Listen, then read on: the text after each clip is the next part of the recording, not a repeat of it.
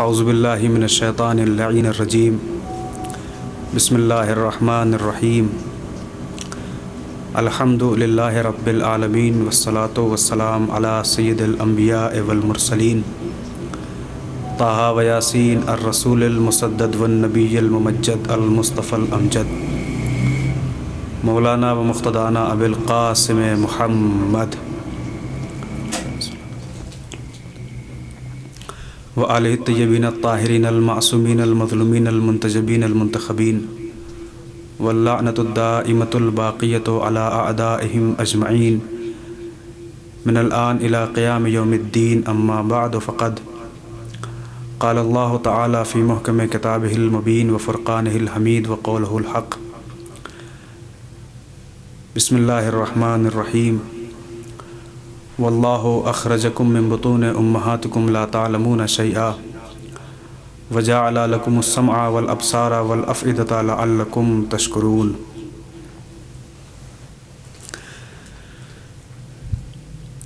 ایام عزائے امام حسین علیہ السلام کی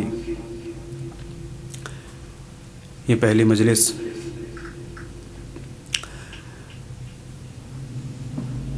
جسے خطاب کرنے کی سعادت اور شرف حاصل ہوا،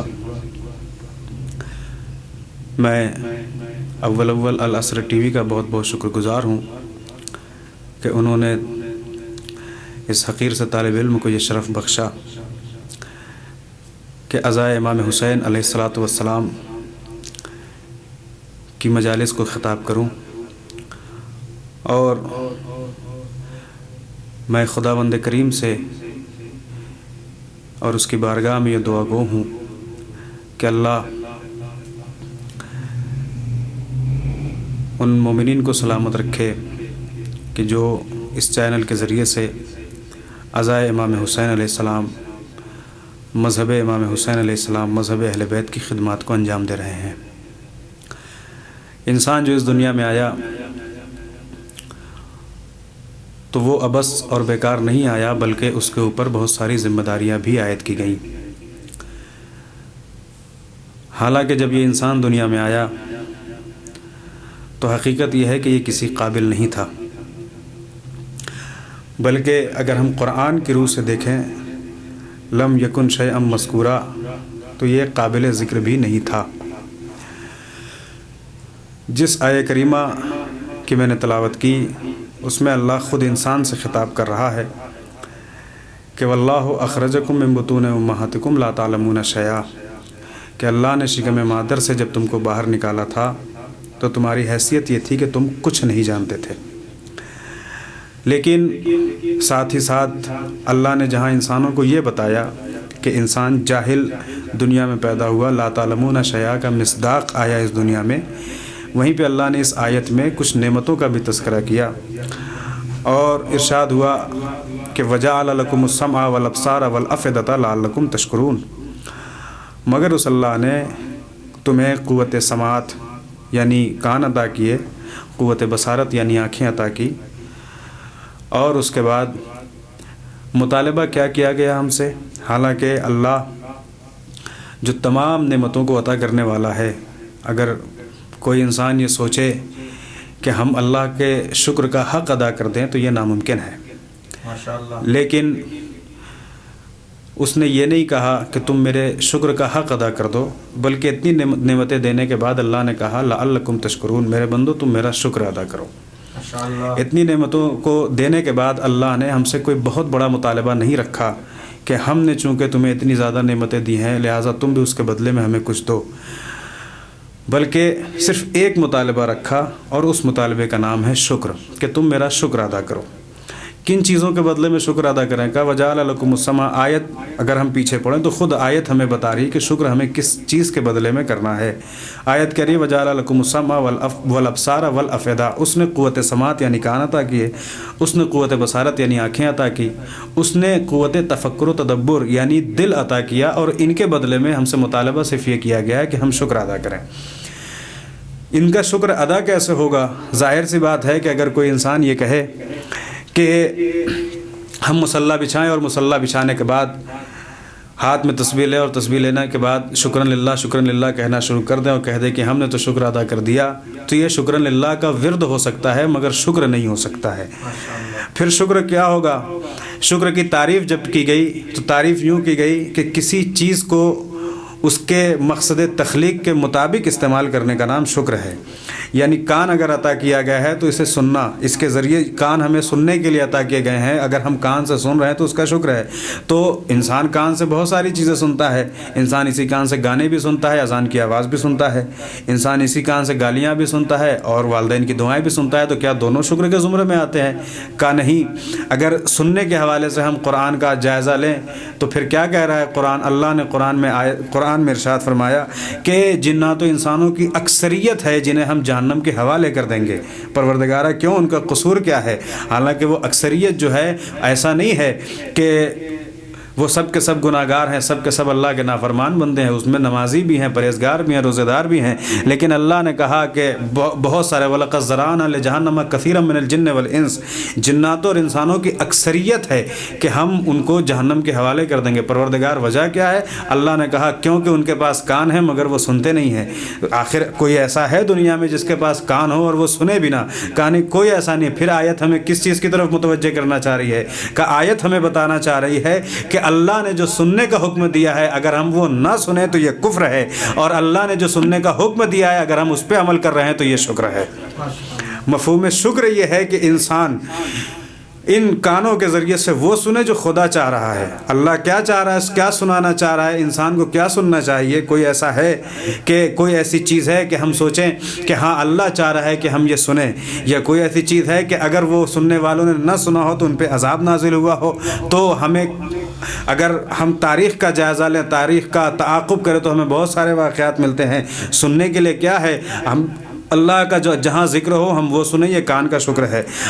جہاں پہ اللہ کی نشانیاں دیکھی جائیں یہ آنکھوں کا شکر ہے۔ زبان سے ذکر خدا کیا جائے، ذکر اہل بیت کیا جائے، یہ زبان کا شکر ہے۔ دل میں اگر محبت رکھنی ہے تو یا خدا کی محبت رکھی جائے یا اہل بیت کی محبت رکھی جائے، یہ دل کا شکر ہے۔ لیکن کانوں سے سننے کے لیے کیا ایسا کوئی مرحلہ ہے تاریخ میں جہاں پہ ہمیں یہ ثبوت مل جائے کہ ہاں کچھ لوگوں نے وہ نہیں سنا جو خدا سنانا چاہ رہا تھا، جس کی بنا پہ ان پہ عذاب نازل ہوا؟ تو ہمیں بہت سارے ایسے واقعات مل جائیں گے، لیکن ایک مرحلہ ہمیں سمجھ میں آتا ہے، ہماری نظروں کے سامنے ہے کہ جب مولا کائنات نے کوفے کے منبر سے سوال کیا تھا، اشارہ کر کے پوچھا تھا کہ بتاؤ تم میدان غدیر میں نہیں تھے؟ کیا تم نے نہیں سنا تھا کہ پیغمبر نے کہا تھا من کنت مولا فہذا علی مولا؟ کیا تم نہیں تھے؟ تو وہاں پہ وہ جس سے امام نے سوال کیا اس نے یہی جملہ کہا تھا کہ مولا میں تھا تو ضرور مگر میں بہت دور تھا، مجھے سنائی نہیں دے رہا تھا کہ پیغمبر کہہ کیا رہے ہیں۔ امام فرماتے ہیں کہ اگر واقعاً ایسا تھا کہ تجھے سنائی نہ دیا ہو تو پھر ٹھیک ہے، لیکن اگر تو جھوٹ بول رہا ہے تو آج کے بعد تجھے سنائی بھی نہیں دے گا۔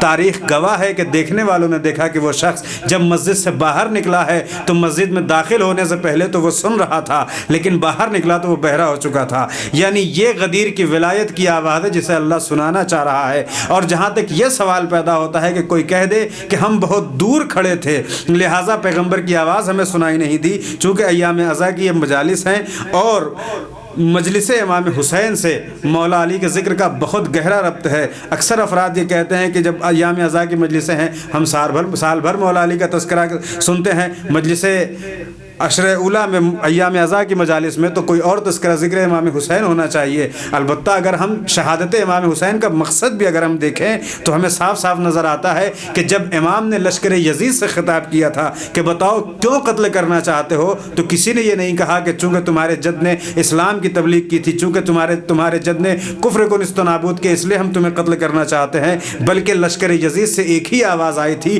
بغضاً لابیک حسین ابن علی، ہم تمہیں تمہارے بابا کے بغض میں قتل کرنا چاہ رہے ہیں۔ لہٰذا شہادت امام حسین علیہ السلام کا ایک سبب دشمنی مولا کائنات تھی، لہٰذا فرش عزا امام حسین سے بھی ذکر ولایت علی بن ابی طالب ہونا چاہیے۔ اگر ہم ایام عزا میں غدیر کا تذکرہ نہ کریں تو پھر کب کریں غدیر کا تذکرہ؟ لہٰذا عزا امام حسین سے غدیر کا بہت بڑا رشتہ ہے۔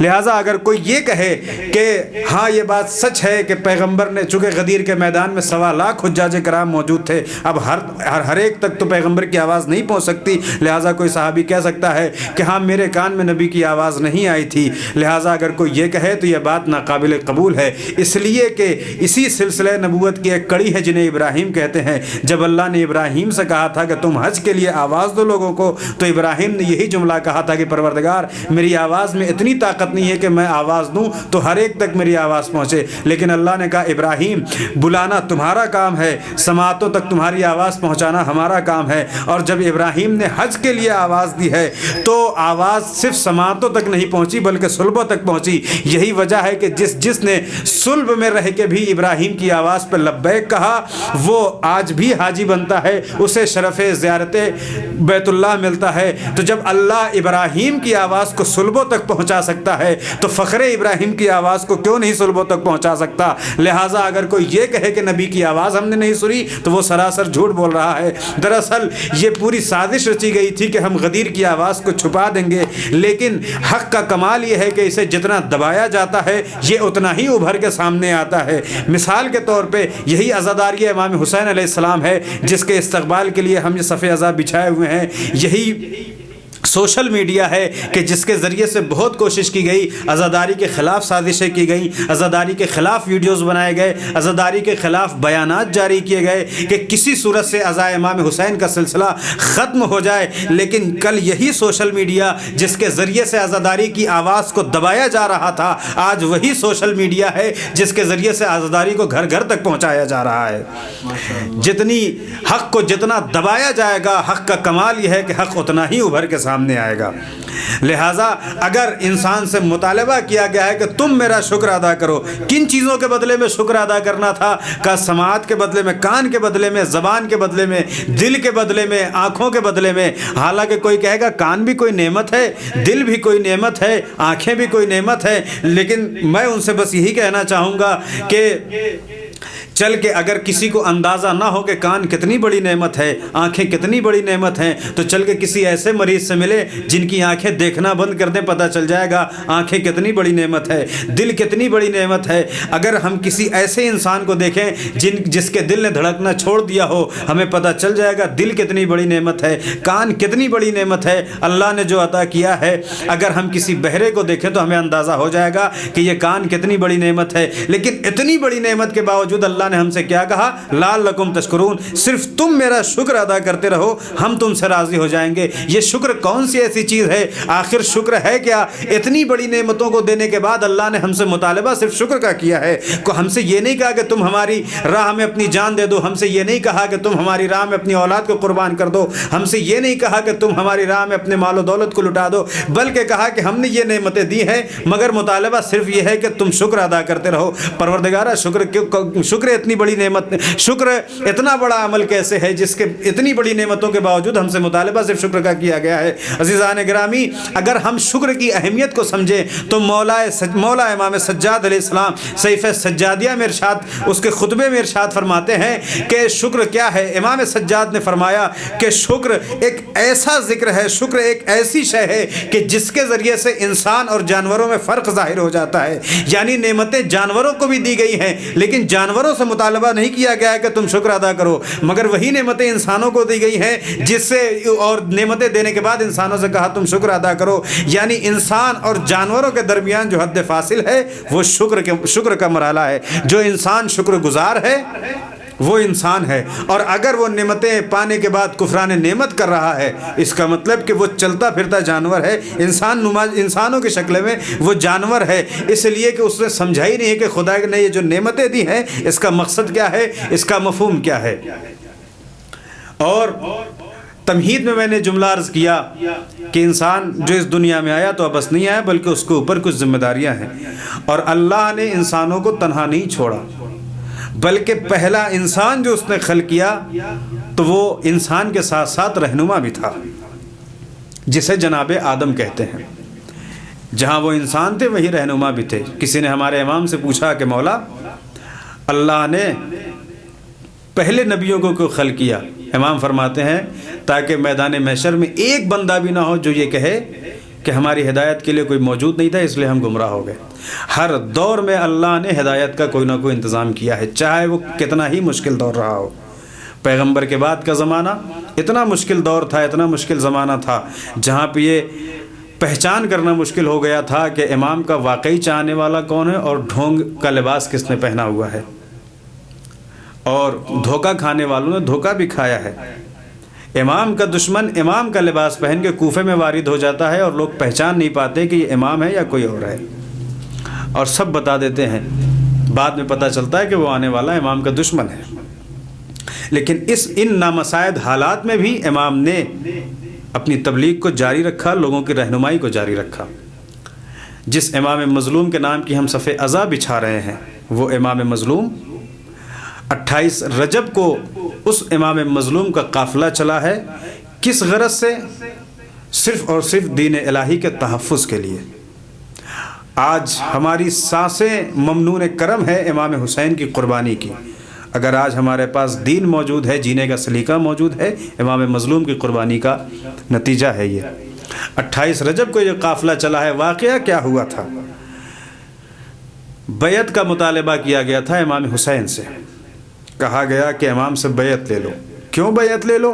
کہا اس لیے کہ یہ ان سے بیعت ہو جائے گی تو پھر ہر ایک بیعت کر لے گا، ورنہ عوام سرکش ہو جائے گی، انکار کر دے گی بیعت کرنے سے۔ لیکن امام ہوتا ہے، امام بیعت کرنے کے لیے نہیں آتا، امام بیعت لینے کے لیے آتا ہے۔ امام کیوں بیعت کرتے؟ آواز کیا بلند ہوئی دربار میں؟ حسین ابن علی کا سر قلم کر دو اگر بیعت نہ کریں تو۔ ارباب اعضاء، حسین ابن علی نے حرم رسول کی پاکیزگی کا تحفظ کرتے ہوئے مدینہ چھوڑ دیا، حرم خدا کا تحفظ کرتے ہوئے مکہ چھوڑ دیا۔ جو یہ قافلہ چلا ہے، عجیب شان ہے اس قافلے کی۔ اگر کوئی کہے کہ امام جنگ کرنے کے لیے نکلے ہیں تو یہ سراسر جھوٹ ہوگا، اس لیے کہ جنگ کرنے کے لیے لوگ نوجوانوں کو لے کے نکلتے ہیں، لیکن حسین ابن علی جو یہ قافلہ لے کے چلے ہیں اس میں خواتین بھی ہیں اور بچے بھی ہیں۔ صاف ظاہر ہو رہا ہے کہ حسین اسی نانا کے طور طریقے کو لے کے چلے ہیں، اپنے نانا کے طور طریقے کو، کہ جب عیسائیوں نے دعوت دی تھی کہ ہم آگے ہم سے مباہلہ کرو، پیغمبر بھی اپنے گھر والوں کو لے کے چلے تھے۔ آج جب اسلام کے تحفظ کا مرحلہ ہے تو حسین ابن علی اپنے گھر والوں کو لے کے چلے ہیں۔ کیا شان ہے اس قافلے کی؟ 28 رجب کو ایک قافلہ روانہ ہونے والا ہے، اور اس سے پہلے والی شب ہے۔ تمام بیویاں سامان سفر مہیا کر رہی ہیں، اس میں ایک بیوی ہے جس کا نام ہے صغرا۔ تمام بیویاں آمادگی کر رہی ہیں، اور ان سے جب پوچھا جاتا ہے بی بی صغرا کیا آپ بھی بابا کے ساتھ جائیں گے؟ کہا یہ ممکن ہی نہیں ہے کہ بابا مجھے چھوڑ کے چلے جائیں، کوئی جائے یا نہ جائے مگر صغرا جائے گی۔ ارباب اعضاء، لیکن جب 28 رجب کا سورج نمودار ہوتا ہے تو وہی صغرا ہے کہ سب جا رہے ہیں مگر صغرا نہیں جا رہی ہے۔ میرا نیس نے ایک مصرع نظم کیا تھا کہ میں یہ نہیں کہتی کہ ہماری میں بٹھا دو، بابا مجھے فضا کی سواری میں بٹھا دو۔ یعنی جناب فاطمہ صغرا سلام اللہ علیہا ہے جو اپنے بابا سے کریں بابا میں یہ نہیں کہتی کہ مجھے شہزادیوں کی طرح لے جاؤ، بابا مجھے کنیزوں کی سواری میں بٹھا دیجیے گا، تو بھی صغرا آپ سے راضی ہے۔ ارباب اعضاء، لیکن مصلحت خدا تھی کہ صغرا کو مدینے میں چھوڑنا تھا۔ جناب صغرا مدینے میں رہ گئی ہیں۔ یہ قافلہ چلا ہے، عجیب شان ہے۔ راوی کہتا ہے میں نے دیکھا کہ بیویاں آتی تھی اور بنی ہاشم کے نوجوان ان کا استقبال کرتے تھے، اماریوں میں سوار کرتے تھے، لیکن ان میں سے ایک بیوی جب اپنے خیمے سے اپنے گھر سے نکلی اور اب جب اماری کی طرف بڑھی ہے تو حسین ابن علی بھی استقبال کر رہے ہیں، عباس نامدار بھی استقبال کر رہے ہیں، جناب شہزادہ علی اکبر بھی استقبال کر رہے ہیں۔ یہ کون بیوی ہے؟ کہ یہ کوئی معمولی بیوی نہیں ہے بلکہ یہ علی کی بیٹی زینب بنت علی ہے۔ آج یہی مدینہ ہے کہ جب زینب بنت علی روانہ ہو رہی ہے تو شان کیا ہے؟ بھائی بھی موجود ہے، بھتیجے بھی موجود ہیں، عجیب شان سے چلے ہیں، لیکن یہی زینب بنت علی ہوگی اور کل کا مدینہ ہوگا جب یہ لوگ آئیں گے اور ایک آواز بلند ہوگی کہ یا مدینہ تو جدنا لا تقبلینا، اے نانا کے اے جد کے اے میرے جد کے مدینے ہمیں قبول نہ کر، اس لیے کہ جب ہم گئے تھے تو عجیب شان سے گئے تھے، لیکن آج جب ہم آ رہے ہیں تو ہماری گودیاں اجڑ چکی ہیں۔ ارباب اعضاء، قافلہ روانہ ہو گیا۔ حسین ابن علی علی اپنے نانا کا دین بچانے کے لیے روانہ ہو گئے ہیں. جناب صغرا رہ گئی یہیں پہ اور ان کا جناب صغرا جو موجود رہ گئی ہیں. کیا طرز عمل رہ گیا ہے؟ اپنے بھیا کی خاک کو اکٹھا کیا ہے اور اپنے بھائی کی خاک کی زیارت کرتی رہتی ہیں اور انتظار کرتی رہتی ہیں. لیکن ارباب عزا جانے والے چلے گئے, صغرا کا انتظار باقی رہ گیا.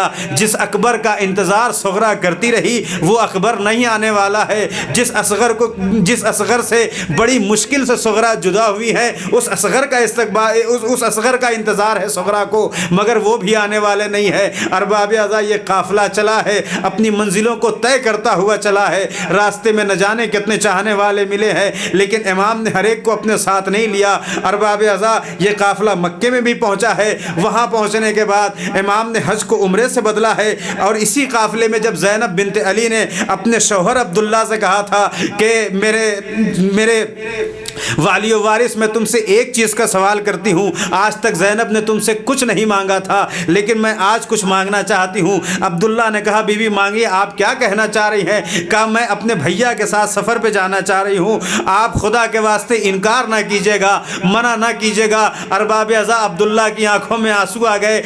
صرف یہ نہیں کہ جناب عبداللہ نے زینب بنت علی کو, جناب شہزادی زینب کو اجازت دی ہو, بلکہ کہا کہ اے بی بی آپ جا رہی ہیں ساتھ میں اونو محمد کو بھی لیتے جائیے. جب حسین ابن علی پہ کوئی سخت وقت پڑے تو ایک کو اپنی جانب سے قربان کر دیجیے گا, ایک کو میری جانب سے قربان کر دیجیے گا.